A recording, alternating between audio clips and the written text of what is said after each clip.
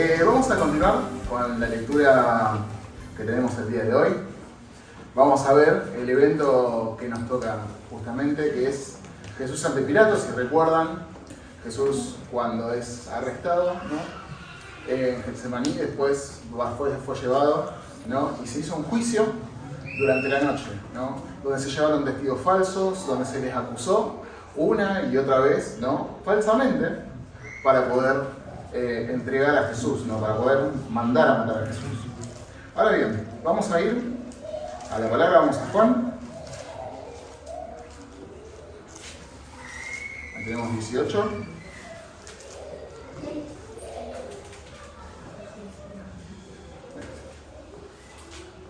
Del 28 al 32 es el pasaje que nos toca el día de hoy, así que vamos a leer. Dice así: Llevaron a Jesús a casa de Caifás, al pretorio. Era de mañana y ellos no entraron en el pretorio para no contaminarse y así poder comer la Pascua. Entonces salió Pilato a ellos y les dijo: ¿qué acusación traéis contra este hombre? Respondieron y le dijeron: si este no fuera malhechor, no te lo habríamos entregado. Entonces les dijo Pilato: tomadle vosotros y juzgadle según vuestra ley. Y a los judíos le dijeron: a nosotros no nos está permitido dar muerte a nadie, para que se cumpliese la palabra que Jesús había dicho, dando a entender de qué muerte iba a morir. Voy a leer brevemente un pedacito, una porción paralela. Mateo 27, 1 y 2 va a decir: venida la mañana, todos los principales sacerdotes y los ancianos del pueblo entraron en consejo contra Jesús para entregarle a muerte, y le llevaron atado y le entregaron a Poncio Pilato, el gobernador. También en Marcos 15 también lo va a decir. Si ahora pasás, son 3. Vamos a ver estos 3 puntos, digamos, como en realidad como un mini inicio nada más, donde vamos a hacer estas consideraciones breves, ¿no? Lo que vemos dentro de este pasaje es el juicio que se va a llevar adelante ante la autoridad romana. Jesús se presentaba ante Pilato, ¿no? Y se lo lleva al pretorio para ser juzgado. Dentro de este pasaje, también más adelante vamos a ver que había una tensión muy grande entre lo que eran las autoridades judías y el gobernador romano. Otra de las cuestiones que podemos ver en este pasaje, que vamos a ir viendo, es que marca el inicio, ¿no?, de la pasión de Cristo, todo ese proceso que va a llevarlo hacia la cruz. Y cumple lo anunciado en las Antiguas Escrituras, ¿no?, en el Antiguo Testamento. Además, bueno, tenemos los relatos paralelos en los Evangelios, como habíamos dicho, en Mateo, Marcos y Lucas, que presentan estas versiones paralelas. Ahora bien, continuamos un poco más. Ahora bien, vamos a ver qué dice las leyes de la pureza, ¿no? Y cuando estaba armando esto, pensaba, ¿no? Primero de todo, ¿por qué los judíos no querían entrar al pretorio, no?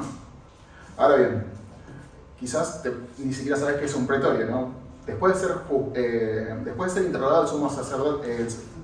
por el sumo sacerdote Caifás, lo que va a pasar es que Jesús se lleva al pretorio. El pretorio era el lugar, el cuartel general donde estaba Poncio Pilato, el gobernador romano, y era el centro de poder de la región, ¿no? Él manejaba todo ahí. En ese periodo, justamente de la Pascua, él estaba ubicado en ese lugar.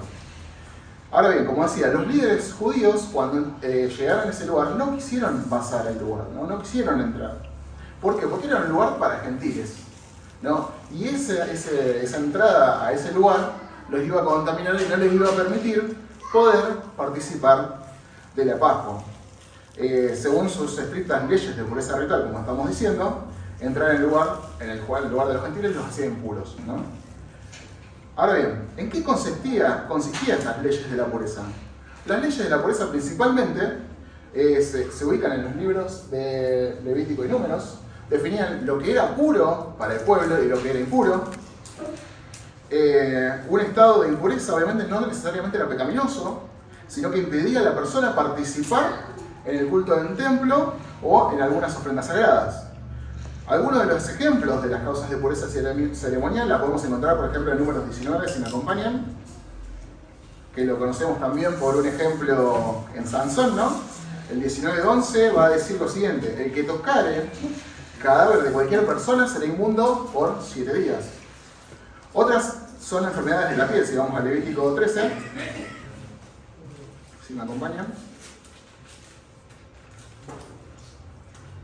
Versículo, no, es el 13, ¿cierto?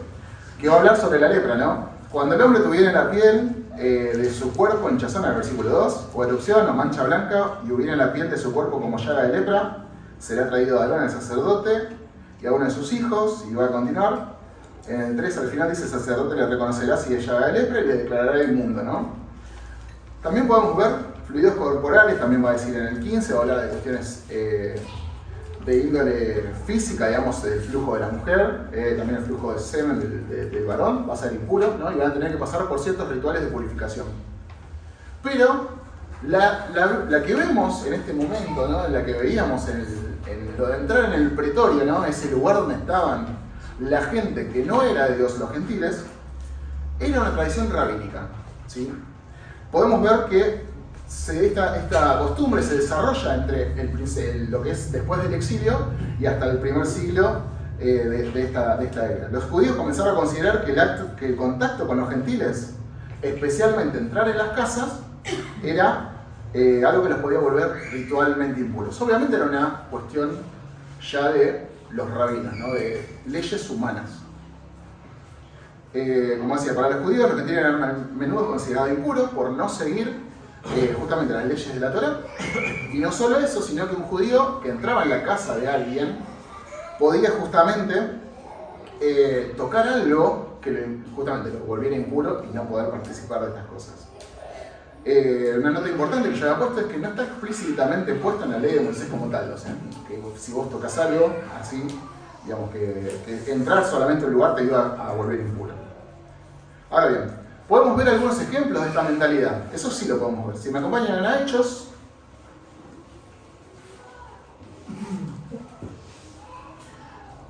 capítulo 10, 28, podemos ver lo que dice Pedro a Cornelio. ¿Ustedes se acuerdan de esa historia? Dice en el 28, y les dijo: vosotros sabéis cuán abominable es para un varón judío juntarse o acercarse a un extranjero.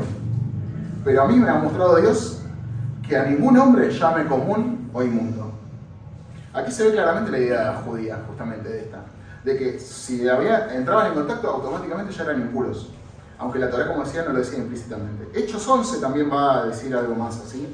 En el versículo 2 y 3 dice: y cuando Pedro subió a Jerusalén, disputaban con él los que eran de la circuncisión, diciendo: ¿por qué has entrado en casa de los hombres incircuncisos y has comido con ellos? ¿No? Entonces podemos ver que justamente esta tradición rabínica, ¿no? Era la que permitía, que no les permitía poder entrar a ese lugar, el pretorio. Ahora bien, si seguimos más adelante, pasamos, gracias. Hay una gran ironía en la pureza religiosa, ¿no? Porque lo que vamos a ver es que los judíos se preocupaban por lo que era la preparación ceremonial, ¿no? Sus leyes, que eran muchas veces aparentemente más que Dios, ¿no? Podemos ver que se preocupaban por una supuesta impureza. Lo segundo que podemos ver también es que ignoraban el pecado real que estaban por llevar adelante, ¿no? Iban a sacrificar a un hombre inocente. Y ellos estaban más preocupados si se ensuciaban o no. Estaban dispuestos a tramar la crucifixión de Jesús, el Cordero de Dios. En Juan 1:29 podemos ver eso, ¿no? Pero no querían mancharse para comer el Cordero de la Pascua. Era totalmente irónico. Ellos querían participar de la Pascua, comer de ese Cordero, y sin embargo estaban entregando a Jesús a morir. Obviamente sin saberlo. Obviamente ese era el plan de Dios que se estaba llevando a cabo. Pero sin lugar a dudas, es una cuestión muy irónica. Y como decíamos ahí, en Juan 1:29. Ahora, lo primero que pensaba, ¿no? ¿Qué es lo que podemos sacar para nosotros? O por lo menos el primer comienzo, ¿no? El tema del legalismo, si podemos ver en la siguiente diapositiva, era una parte fundamental de, digamos, los líderes los líderes fariseos, ¿no? Los líderes de turno. Ellos preferían proteger sus rituales, su testimonio, sus normas, en vez de ver lo fundamental, lo que valía la pena. Tengamos en cuenta que obviamente el legalismo no era solamente valorar la obediencia, sino poner esa regla o esa norma por sobre Dios mismo. Nosotros entendemos que Dios está primero, después se ponen, digamos, las leyes para que los hombres las sigan, ¿no? Entonces, uno cumpliendo todas esas leyes, esas normas, uno obviamente iba a cumplir las cosas que Dios pedía, ¿no? El no matarás, el honrar a Dios y todas esas cosas que ya conocemos, ¿no? Pero el problema es que esta gente pasaban esas normas por sobre la parte superior. O sea, era más importante la ley que Dios mismo. A esta prioridad, a esta denuncia de Jesús del legalismo. Fíjense, Mateo 23 y 24 va a decir lo siguiente. Ay de vosotros, escribas y fariseos, hipócritas, porque diezmáis la menta, el eneldo y el comino, y dejáis lo más importante de la ley, la justicia, la misericordia y la fe. Esto era necesario hacer sin dejar de hacer aquello, ¿no? Jesús mismo va a denunciar esa actitud que tenían los líderes religiosos en ese momento. Una actitud que ilustraba eso, cuidar los rituales, pero descuidar lo fundamental. Era más importante Dios que todo ese tipo de normas, ¿no? Otra de las cosas que podemos ver, que muchas veces hizo el pueblo de Israel y lo podemos ver a través de la historia, es que estaba el peligro de honrar a Dios solamente de labios. Isaías 29:3, acompáñenme.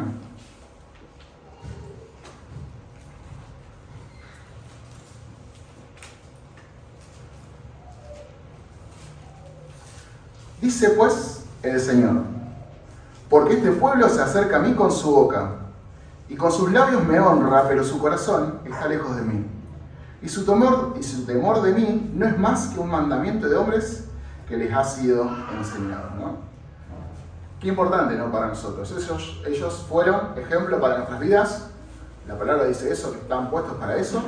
Y justamente una de las cuestiones que les pasaba, y que muchas veces me pasa en mi vida personal, es que muchas veces dejamos de lado esto, ¿no?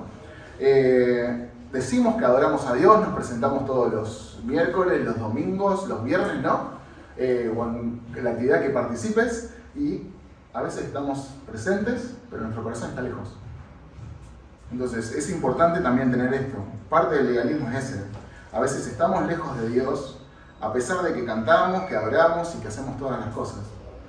Otra de las cosas que podemos ver ahí en el mismo, la relación, a ver, capaz que era ese. Sí, no, está bien, ese. Sí, disculpame. Gracias. Que siga esta. Bueno, vamos a ver que justamente otra de las cosas es la relación, ahí está, por encima de los ritos. Un segundito.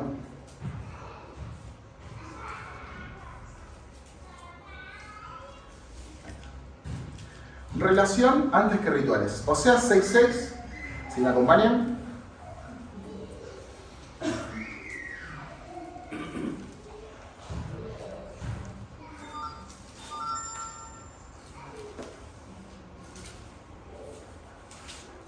Pasaje muy conocido, dice: porque misericordia quiero y no sacrificio, y conocimiento de Dios más que holocaustos. La verdadera espiritualidad se basa en esto, ¿no? En una relación sincera con nuestro Dios.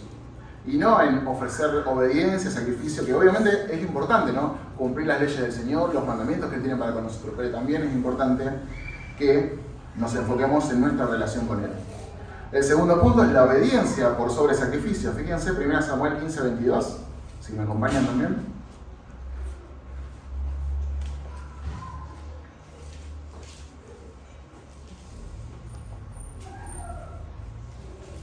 Va a decir así. Y Samuel dijo: se complace Jehová tanto en los holocaustos y víctimas, como en que se obedezca a las palabras de Jehová. Ciertamente el obedecer es mejor que los sacrificios, y el prestar atención que la grosura de los carneros. Dios valora más la obediencia y el amor sincero que los sacrificios o rituales religiosos vacíos. Tenemos que tener cuidado en nuestra vida de no llevar eso adelante.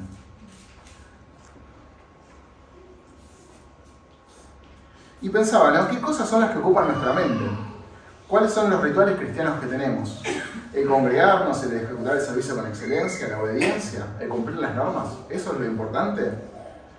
A veces sí, pero no es lo fundamental, ¿no? Algunos ejemplos que anoté acá de servir en la iglesia solo por deber. Y a veces a uno mismo se toca, ¿no? Le golpea, ¿no? El músico que toca la alabanza, ¿no? Que busca la excelencia de su instrumento, pero nunca busca a Dios diariamente en su casa, ¿no? Su servicio es impecable, ¿no? Pero su corazón termina estando lejos de Dios.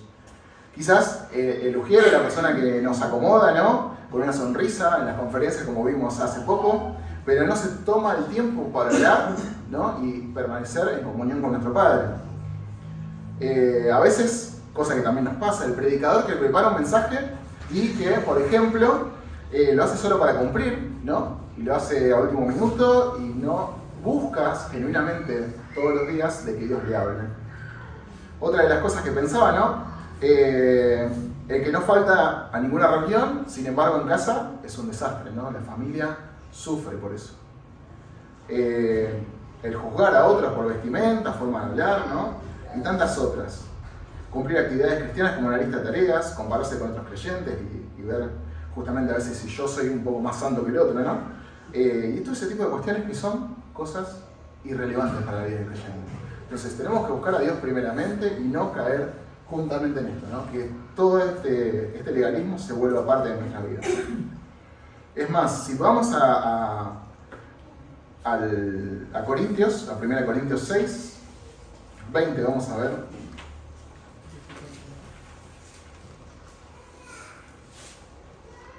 Un poco más, es la verdadera motivación, nuestra motivación en Cristo. 1 Corintios 6, 20 va a decir lo siguiente: porque habéis sido comprados por precio, glorificad pues a Dios en vuestro cuerpo y en vuestro espíritu, los cuales son de Dios. Estamos llamados a glorificar a Dios en cuerpo y en espíritu, ¿no? Viviendo conforme a su voluntad y ejemplo. Otro de los pasajes que veíamos ahí, también en Efesios, si me acompañan, vamos a verlo también.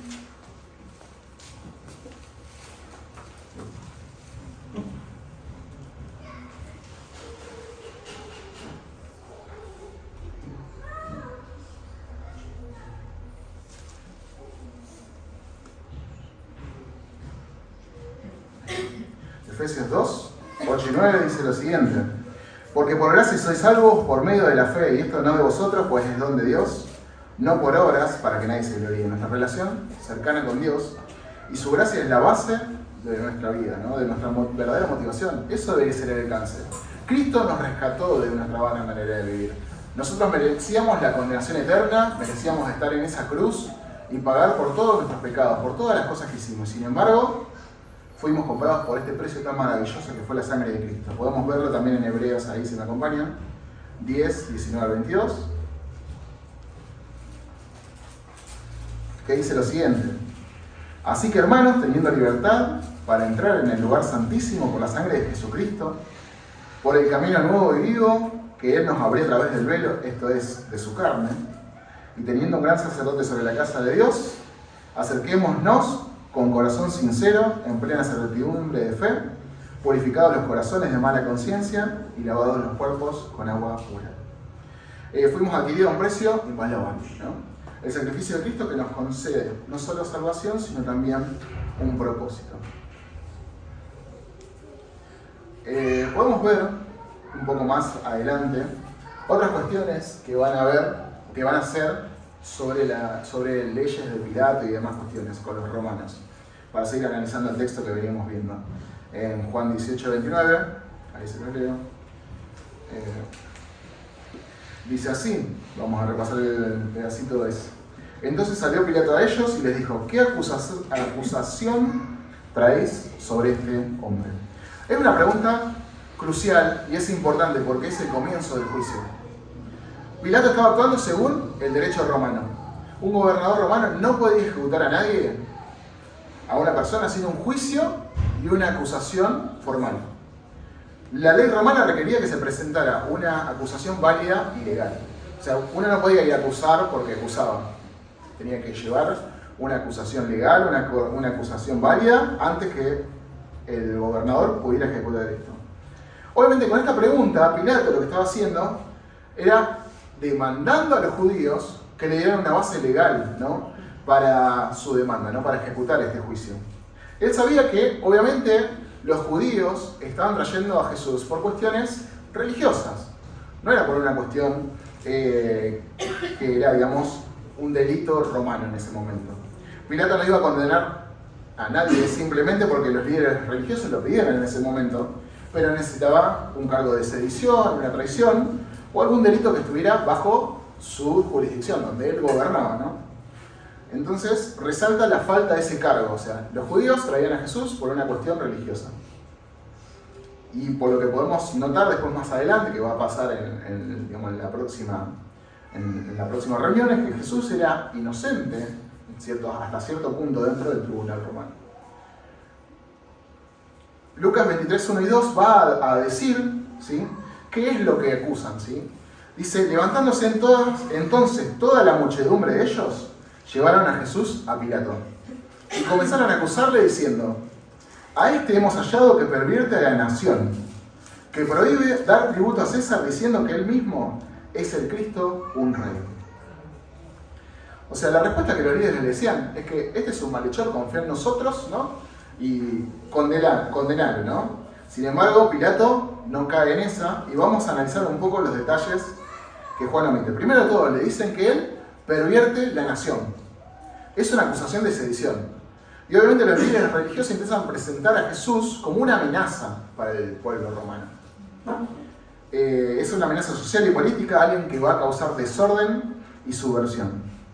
La segunda mentira que van a usar los judíos es que prohíbe dar tributo a César, lo cual es una flagrante mentira, porque ya sabemos que Jesús dijo que hay que darle a César lo que es del César y a Dios lo que es de Dios, en Mateo 22, 21. Sin embargo, es una acusación muy seria también y peligrosa a los ojos de Pilato. El tercer punto es diciendo que él mismo es el rey, ¿no? Que Jesús, el Cristo, era el rey. Y es la acusación más grave desde el punto de vista romano, ya que se acusa de que Jesús es un rey rival del César, ¿no? Lo que constituye alta traición. Obviamente, ¿qué podemos sacar de acá? Podemos sacar de que el pueblo judío, digamos que en realidad los líderes del pueblo, estaban totalmente corrompidos. Habían acusado a Jesús una y otra vez con cosas que son mentiras, ¿no? Por ejemplo, como decíamos recién, ¿no?, que Jesús era alguien que justamente omitía, digamos, la paga, digamos, al pueblo, digamos, los impuestos. También podemos ver que el otro punto era justamente que se hacía a sí mismo el rey del lugar, ¿no?, y que pervertía la nación. Sin embargo, todo esto era una distorsión de la verdad para conseguir su objetivo, ¿no? Y esto nos advierte contra el peligro de la religiosidad sin un corazón rendido a Cristo. Esta es una de las frases más significativas del pasaje, ya que nos lleva directamente al punto de por qué Jesús fue crucificado por los romanos y no apedreado por los judíos, que era el método de ejecución por blasfemia, ¿no? Era necesario que Jesús fuera acusado delante de los romanos, ¿sí?, ¿para qué? Para que fuera crucificado, ¿sí? Porque no, a ver, si pensamos en las leyes judías, Jesús tendría que haber sido apedreado, ¿no?, por la blasfemia que ha hecho. Sin embargo, no pasa eso. La respuesta de los líderes judíos es correcta en el sentido siguiente. Fíjense en el versículo 31 va a decir, Pilato a los judíos, entonces llévenselo y júzguenlos de acuerdo con la ley de ustedes. Les dijo Pilato. Solo los romanos tienen derecho a ejecutar a una persona, y le respondieron los líderes judíos. ¿Qué significaba esto?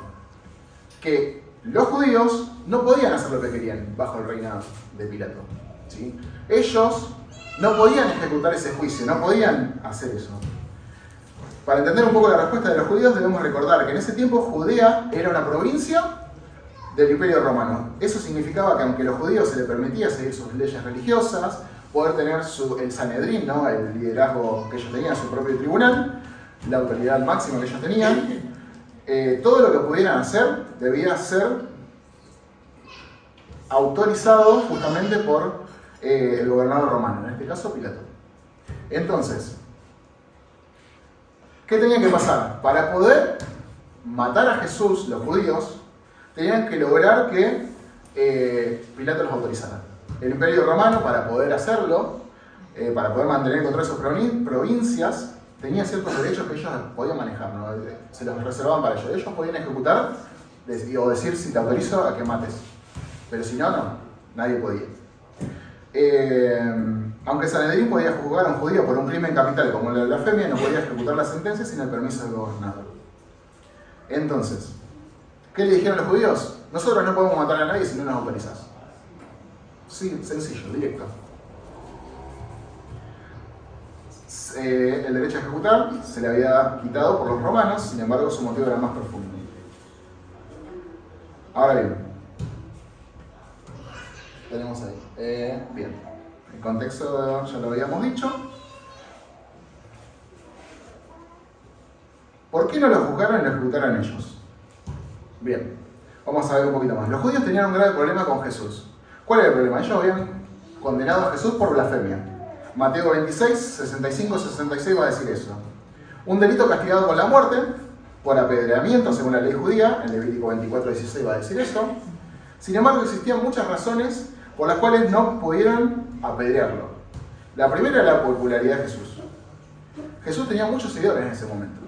Era difícil matarlo, por eso van justamente a llevárselo a la noche y hacen todo el juicio con todas las personas que estaban entongadas con ellos, ¿no? esos falsos testigos, justamente porque tenían miedo de lo que pasaría en el pueblo de Israel si lo hacían a plena luz. Se corría un riesgo de una revuelta, un gran disturbio, ¿no? En Mateo 26:5. También lo segundo, que también viene de parte divina, querían una muerte pública y humillante. Querían que Jesús sea el ejemplo, ¿no? A este lo vamos a matar y lo vamos a hacer crucificar porque va a ser un ejemplo, ¿no? Para los que se levantan contra nosotros, los que gobernamos, ¿no? Y el apedreamiento era una ejecución judía, pero la crucifixión era una ejecución romana. La crucifixión era el método de muerte extremadamente cruel y humillante diseñado para servir como advertencia. Y en el versículo 32 podemos ver que dice la palabra: con eso se cumplió la predicción de Jesús acerca de la forma que iba a morir.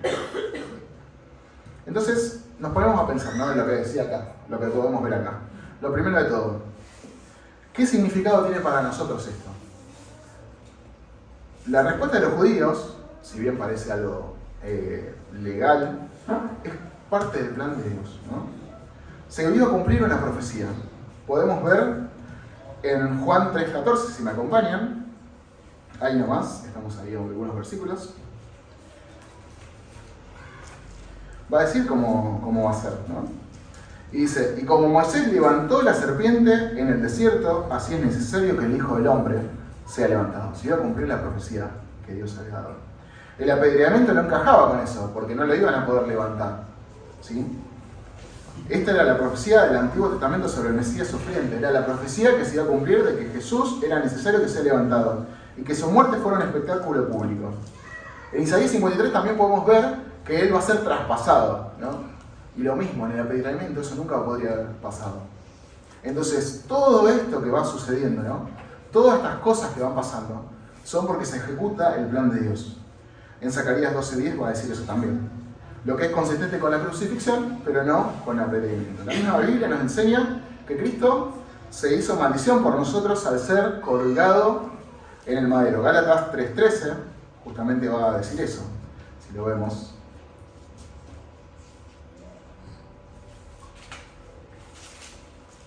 Fíjense que va a decir 3:13: Cristo nos redimió de la maldición de la ley, hecho por nosotros maldición, porque está escrito: maldito todo es el que es colgado en el madero, ¿no? Y podemos ver el cumplimiento de las profecías. Jesús fue crucificado para redimirnos y todas las cosas que fueron sucediendo, que a veces nosotros quizás no podríamos haberlo planeado, ¿no? Se fueron cumpliendo para que ese Jesús fuera levantado, para que ese Jesús sufriera de esta manera, para poder darnos vida a nosotros. El propósito de derecho de espada también, que era lo que hacían los romanos, ¿no? Que le daban el permiso para matar, les quitó los derechos a los judíos de matar al criminal, ¿no? Y se convierte en un instrumento también para que se cumpla el camino que Dios había planeado. Dios usa el sistema legal de los gentiles para llevar a cabo su plan de salvación. Y nos muestra la soberanía de Dios aún sobre los asuntos humanos y los gobiernos. El poder que el mundo se jacta de tener es en última instancia un siervo del plan divino. Claramente, Dios es el que pone las cosas, Dios es el que ejecuta, Dios preparó el plan de antemano, ¿no? Y se lo lleva hacia el final.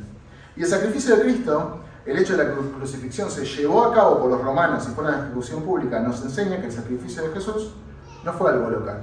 En ese momento, en ese lugar, era una implicación para toda la humanidad, tanto para los judíos como para los gentiles, ¿no? El gobierno, que en ese momento era el más grande, ¿no? Iba a llevar esa ejecución y era para todos. Entonces pensaba, ¿no? ¿Qué conclusión podemos llevarnos nosotros, más allá de las primeras que vimos? Lo primero es tener cuidado con el legalismo, que nos desvía de lo esencial. Muchas veces, como decíamos, podemos caer en esto, ¿no? De hacer las cosas sin amor, de poder quizás tratar de obedecer las leyes, pero no tener nuestra relación con nuestro Padre Celestial, y sustituir a Dios por rituales, por reuniones, por doctrinas. Dios es lo primero. Lo segundo, como también decía la palabra, glorifiquemos a Dios en nuestro cuerpo y en nuestro espíritu. Mantengamos una relación bien establecida con nuestro Padre Celestial. Todos los días tenemos que juntarnos con Él. Todos los días tenemos que pasar tiempo con nuestro Padre Celestial. No podemos vivir una vida que honra a Dios si no pasamos tiempo con nuestro Dios. Si no le conocemos, ¿cómo vamos a poder cumplir sus normas, sus mandamientos, ¿no? Esas leyes que Dios puso para protegernos, si no lo conocemos, si no pasamos tiempo con Él? Fuimos comprados por el precio más alto que podía haber.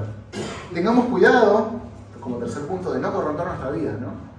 De siguiendo nuestros objetivos personales en vez de los divinos. Y por último, recordemos el sacrificio de Cristo una vez más. El justo murió por los injustos. Y para que podamos decir, como dice el apóstol en Gálatas 2:20, con Cristo estoy juntamente crucificado. Y ya no vivo yo, mas vive Cristo en mí. Y lo que ahora vivo en la carne, lo vivo en la fe del Hijo de Dios. ¿Oramos? Padre que estás en los cielos, te damos gracias una vez más porque podemos ver cómo tu plan divino se ejecuta, Señor, para que nosotros podamos ser salvos. Te damos gracias, Señor, porque cada pieza encajó en el momento indicado, en el lugar indicado, para que todo esto pueda suceder. Te damos gracias porque nos redimiste, porque nos das una vida nueva, porque nos permitís, Señor, poder glorificarte por medio de nuestras vidas. Te damos gracias porque queremos llevar alabanza a tu nombre, Señor.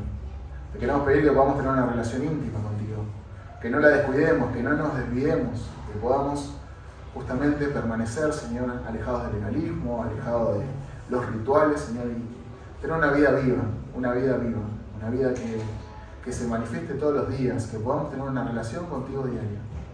Te lo pedimos y agradecemos en el nombre del Señor Jesús. Amén.